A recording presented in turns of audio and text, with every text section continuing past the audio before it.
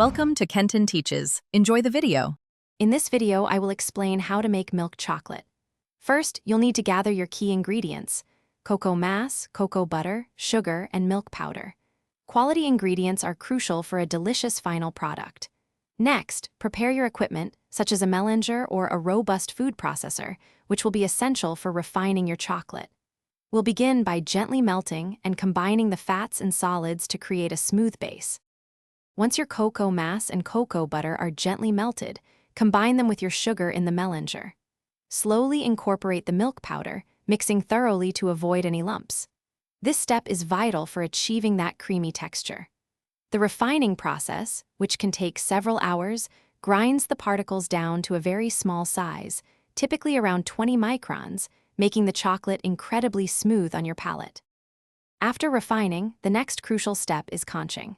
This process further develops the chocolate's flavor, removing any harsh notes and creating a richer taste.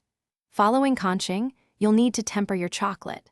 Tempering involves carefully heating and cooling the chocolate to specific temperatures, typically around 32 degrees Celsius for milk chocolate, to form stable cocoa butter crystals.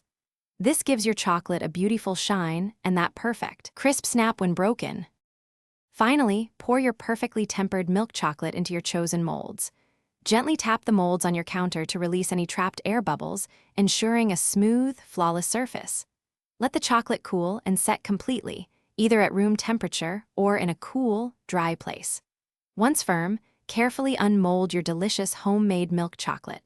Remember to check the description for a link to some great deals, including a fantastic offer on durable socks and other helpful resources for your chocolate-making journey. Thanks for watching. Please subscribe if this video was helpful.